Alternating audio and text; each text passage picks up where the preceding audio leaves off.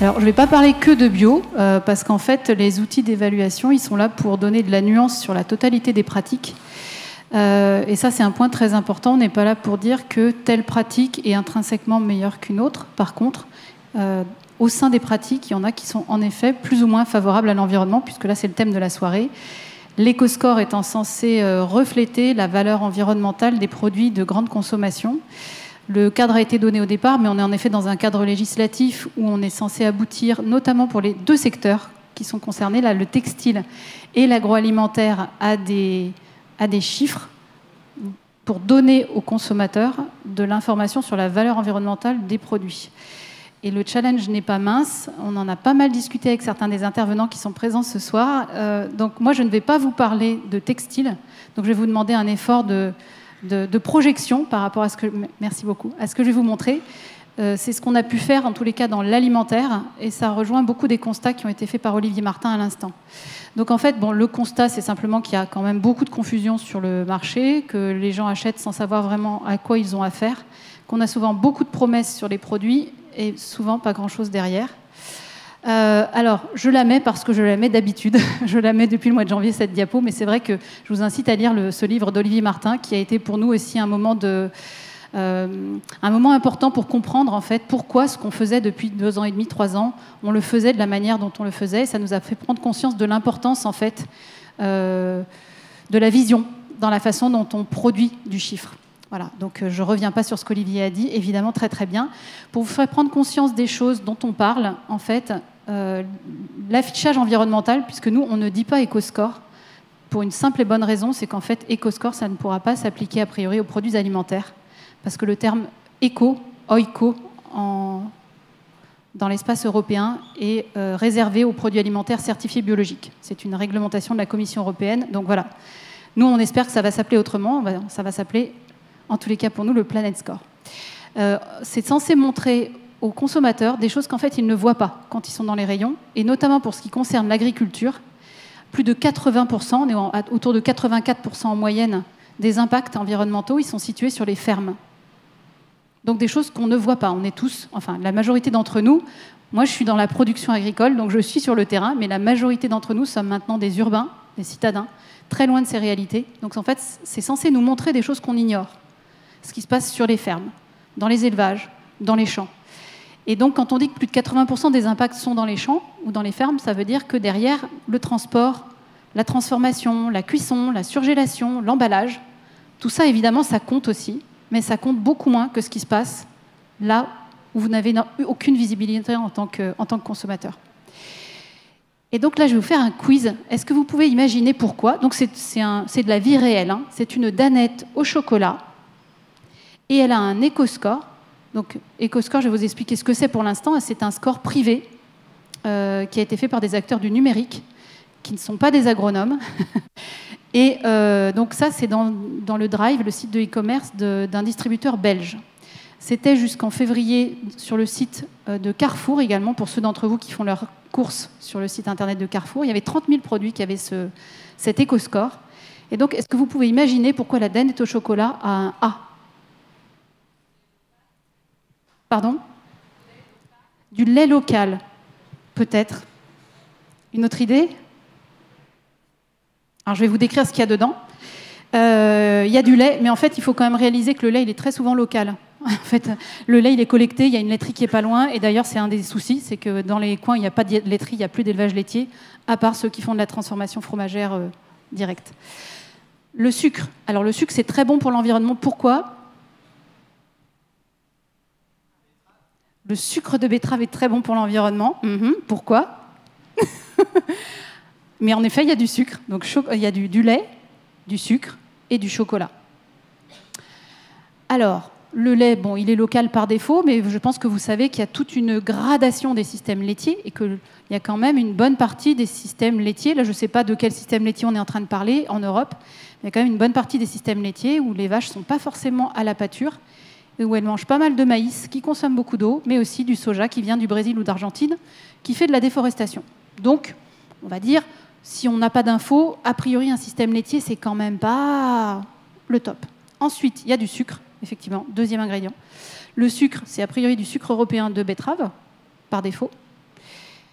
Et le sucre de betterave, je pense que vous le savez, c'est avec la pomme de terre l'une des 2 cultures les plus traitées. En France, on est entre 15 à 16 traitements par an en moyenne dans les statistiques ministérielles.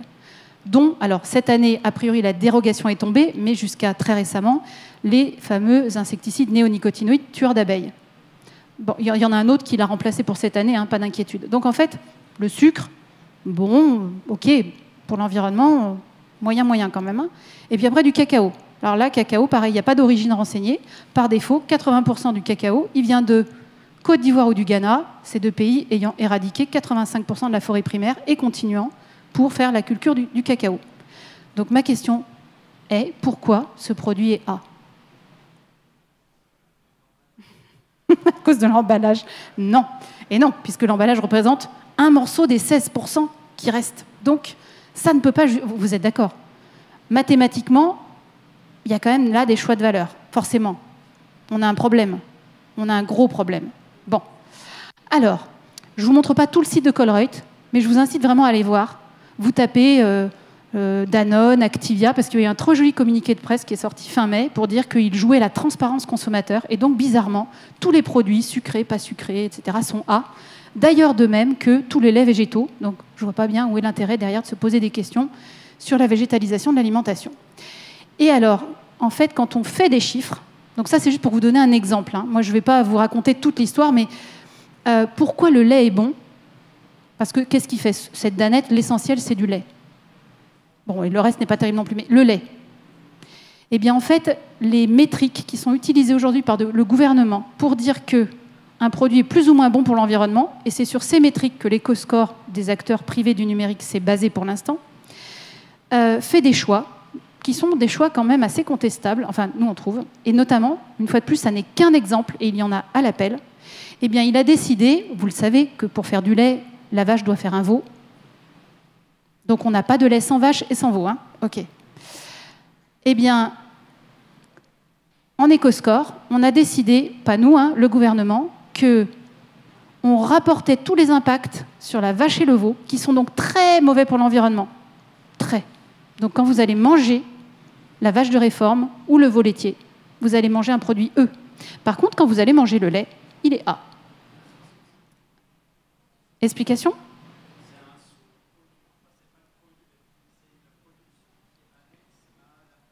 Non, les veaux et les vaches n'existent que pour faire le lait dans les systèmes laitiers. C'est le problème, il y a pas de race, enfin il y a très peu, c'est un objectif pour l'avenir peut-être, d'avoir à nouveau des races mixtes, mais c'est comme les poulets, les poules pondeuses, vous ne les mangez pas en poulet. Ça ne marche pas comme ça. Il y a des poulets de chair, puis il y a des souches qui sont faites juste pour faire des œufs. Donc voilà, désolée, je vois qu'on ne parle pas beaucoup de textile, mais c'est juste pour vous montrer dans quoi on est quand on est en train d'essayer de raisonner des chiffres et que ça donne ça. Parce qu'en fait, ça va de A à E, cet éco-score privé, sur une échelle qui va de 0 à 100, par pas de 20. Donc en fait, tout ça a l'air très rationnel, sauf que quand on dit, on fait une allocation comme ça s'appelle une allocation physique, une allocation économique, ça n'a en fait aucun sens environnemental. C'est-à-dire quand vous ne considérez pas un système de production, et c'est la même chose pour le textile, c'est le système de production que vous devez évaluer. Parce que là, typiquement, dans le textile, qu'est-ce qui se passe? La vache, quand elle est abattue, elle fait du cuir. On est d'accord, le veau aussi d'ailleurs. Eh bien, les allocations qui sont le fruit de beaucoup de lobbying pendant 10 ans auprès de la Commission européenne, d'un certain nombre d'acteurs plus ou moins puissants, eh bien, le cuir, parce que ça intéresse l'industrie du luxe, a un impact 0. C'est génial. Et pourquoi? Il dépend totalement du fait qu'il y a eu une vache, en fait. Donc ça n'a pas de sens. Ça n'a réellement pas de sens. Donc je vous incite à lire ce très joli communiqué pour la transparence environnementale de Danone. Et quand on rentre dans le détail, ensuite, puisque vous me disiez, oh, le lait, peut-être qu'il est produit comme ci, comme ça, il faut que vous sachiez que ces métriques-là, elles vont vous expliquer. Donc là, vous avez les chiffres qu'on appelle analyse de cycle de vie. Je ne vais pas rentrer dans le détail, mais c'est ce qui est censé fonder aujourd'hui, d'après le gouvernement, les outils d'évaluation environnementale. Eh bien, ces chiffres vont vous dire que plus la vache est dans un système maïs, soja allaitable, et plus son score va être bon. Alors je le mets en vert parce qu'en fait, en ACV, c'est en analyse de cycle de vie, plus le chiffre est bas, plus les impacts, entre guillemets, mais une fois de plus, issus de conventions totalement étranges, plus les impacts sont réputés bas. Et par contre, quand vous allez avoir des vaches à l'herbe, on vous expliquer que l'herbe, c'est des systèmes plus méthanogènes que le maïs.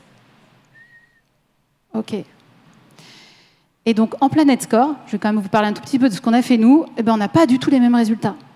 Simplement parce que dans notre mécanique, on remonte à l'échelle des systèmes et on inclut tout un tas d'externalités positives et négatives aussi, qui sont invisibles dans les outils d'analyse de cycle de vie qui ont été conçus depuis 40 ans et notamment beaucoup promus par les industriels.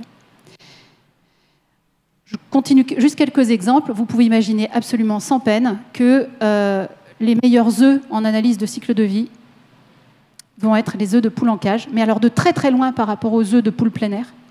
Donc ça veut dire qu'on va mettre les consommateurs dans un dilemme, hein, si on part dans ce genre de métrique, en leur faisant croire qu'en fait, pour être bon pour l'environnement, il faut qu'ils poussent à l'intensification de la production. Et en plus, nous, ça, on décode les chiffres, c'est-à-dire qu'on donne les résultats, mais ce n'est pas comme ça que la base de données vous les montre. Il faut un peu d'analyse pour arriver à ce type de démonstration. Et donc, en fait, vous le faites sans même vous en rendre compte. Donc, c'est en plus quand même relativement vicieux. Donc, en Planet Score, on réintègre beaucoup d'externalités, le soja d'Amérique du Sud, les aspects de concentration, etc. Et on n'a pas du tout les mêmes images. Hein. Je pense que vous voyez ici, je ne sais pas si vous le voyez bien, pesticides, biodiversité, climat, plus le mode d'élevage. Et on a des images qui sont quand même on peut dire orthogonales en fait, hein, par rapport à l'analyse de cycle de vie. Idem, un poulet qui est censé pas consommer d'espace, moins d'une feuille à 4, etc. Génial. En analyse de cycle de vie, on va vous dire que ça, c'est juste merveilleux pour l'environnement. Merveilleux. Sans avoir aucune idée, en fait, de ce qu'on est en train de pousser. C'est-à-dire, là, on vous dit, c'est concentré, donc on peut en manger plus, parce que là, l'idée, en alimentaire, c'est vous pouvez manger plus de ça que d'autres choses. Hein. Et donc, si on vous pousse là-dedans, on ne raisonne absolument pas les volumes globaux consommés. Donc ça veut dire qu'on est dans une dynamique d'effet rebond. C'est comme quand on dit qu'on va faire des voitures moins énergivores, et puis en fait, simplement on consomme plus parce qu'il y a plus de voitures, etc. Donc, bon, pareil, en Planet Score, ça ne sort pas pareil. Je ne vous fais pas le topo sur le jambon, je pense que vous avez compris. Tout est radicalement étonnant. Et en plus, ça permet d'invisibiliser une chose très importante qui sont les pollutions. Et ça vous concerne aussi dans le secteur textile. C'est génial. L'analyse de cycle de vie, globalement, les polluants, vous allez vous en mettre pour 2-3% de la note si vous faites de l'ACV. Donc tout le monde est super, enfin tout le monde, une bonne partie de l'industrie est super contente parce que ça permet de passer sous le radar un sujet dont beaucoup ne veulent pas se préoccuper. Or, quand on parle d'environnement, c'est quand même pas rien. Enfin, on ne peut pas dire que ça n'existe pas et que les productions qui sont les plus productives, les plus intensives, sont les meilleures pour l'environnement. Donc voilà, je ne rentre pas dans tous ces détails. Ah si, ça je voulais quand même vous le montrer. Je ne peux pas revenir en arrière, non, dommage. Si vous devez comparer, et donc en tant que consommateur, vous avez le choix entre faire un gigot d'agneau ou, consommer du jambon. Bon, vous savez qu'une très grande partie de la production de jambon est très intensive. C'est un fait, ça a permis d'accéder à une viande vraiment pas chère. Mais la réalité derrière, c'est quand même des élevages qui sont très concentrés, avec des animaux qui vivent pas très longtemps, en tous les cas 6 mois, et qui sont assez concentrés, assez... Et si vous avez le choix donc entre les deux, eh bien, pour être bon pour l'environnement, vous ne devrez surtout pas choisir la bestiole qui est à droite. Et la plus mauvaise production agricole dans la base de données gouvernementale, la bombe, la catastrophe environnementale, c'est lui. Vous êtes bien d'accord que tous nos maux environnementaux viennent de l'agneau. OK. Bon. Et, by the way, la meilleure production, c'est la betterave sucrière. Voilà, je vous laisse méditer ce que ça peut vouloir dire pour le secteur textile quand on utilise ces mêmes métriques. Donc nous, on a vraiment un problème sur rien que le paradigme. C'est-à-dire qu'on nous a imposé, au départ, d'utiliser ces outils. Et nous, ce qu'on dit au terme de ces 3 ans de travaux, sachant qu'on a maintenant un dispositif, je vais vous montrer ça très rapidement, qui est déployé et qui plaît aux consommateurs, dans lequel ils ont confiance parce qu'il est issu de la société civile et des experts réunis. Il n'y a pas d'entreprise, mais il n'y a pas non plus d'autorité publique dedans. Eh bien, ce dispositif-là, en fait, il utilise de l'analyse de cycle de vie sur un tout petit morceau de son référentiel pour parler d'efficacité. Mais l'efficacité, ça ne fait pas une évaluation environnementale globale.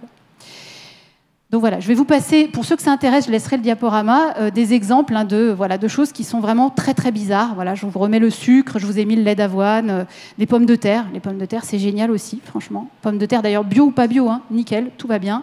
Idem pour les laits, pour les yaourts, tout va bien, tout est vert. Franchement, le monde est quand même assez merveilleux, à part éviter le mouton.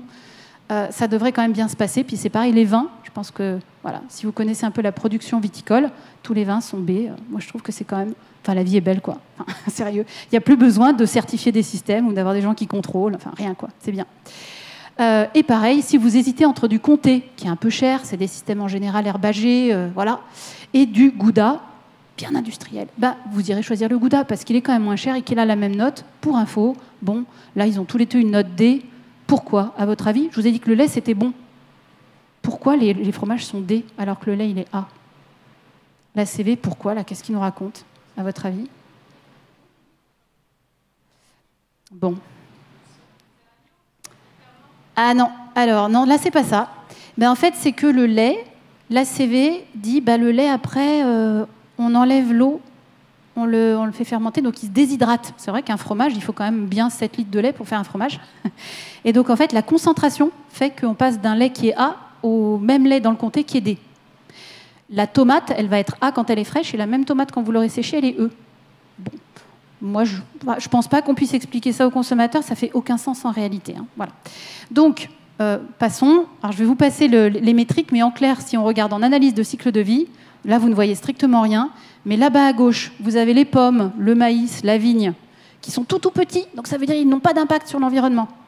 Donc, on vous fait des calculs absolument merveilleux avec 16 indicateurs dedans, l'eutrophisation, l'acidification, tout ce que vous voulez. Mais alors, c'est tellement tassé que vous ne voyez pas les couleurs. Il n'y a rien, parce que c'est des productions merveilleuses pour l'environnement. Et donc, je vous ai dit, hein, ensuite, le top du top de l'horreur, c'est l'agneau, c'est le grand truc là-haut. Et si vous devez manger de la viande, donc c'est la partie qui est à droite des petits pointillés, eh bien, vous devez choisir un des deux petits là, c'est-à-dire les meilleures viandes. Les meilleures viandes, c'est là et là. C'est le cochon et la volaille industrielle.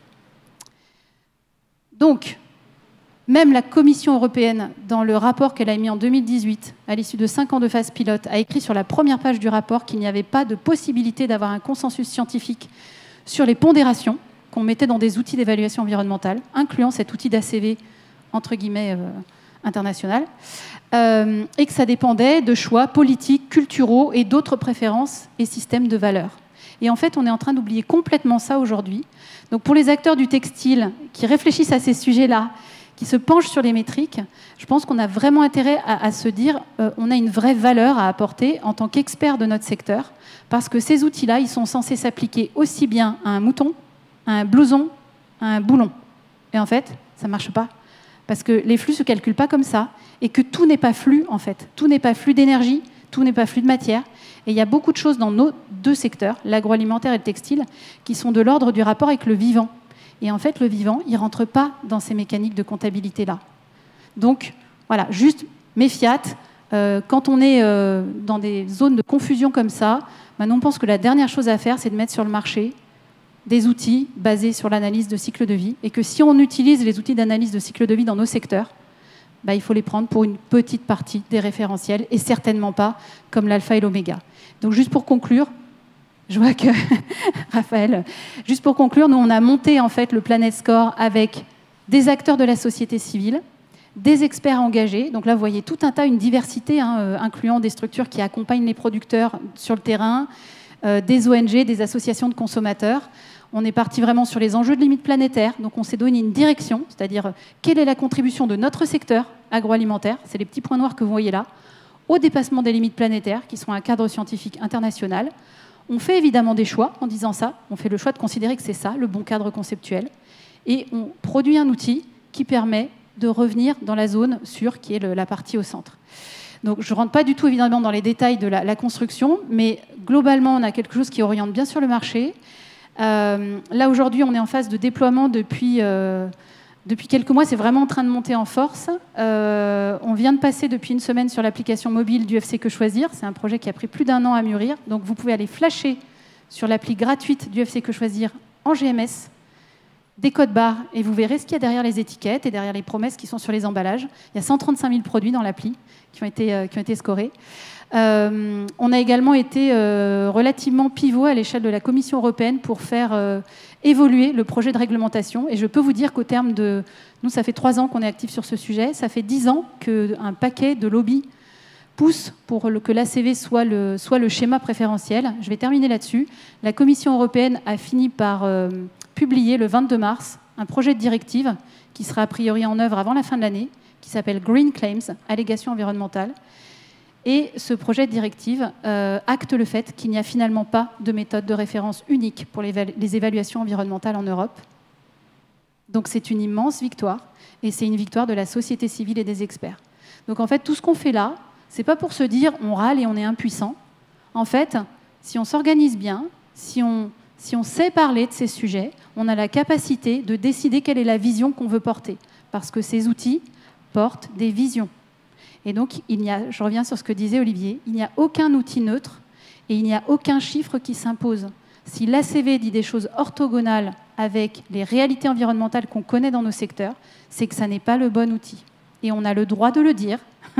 Moi, ça m'a vraiment donné de la puissance, en fait, ce livre d'Olivier Martin, en disant on a le droit. Les chiffres du chômage, les chiffres du PIB, les chiffres de la précarité sont élaborés, des chiffres alternatifs, par la Fondation Abbé Pierre, par SCDE, des structures qui sont aussi reconnues pour leurs compétences, mais parce qu'elles ont une vision qui est une vision plus exigeante que les dispositifs publics. Et je pense qu'il faut qu'on se dise que ça existe aussi, et que ça peut être au moins aussi puissant que des dispositifs publics s'ils ne sont pas crédibles. Voilà. C'est passionnant. Merci beaucoup, Sabine.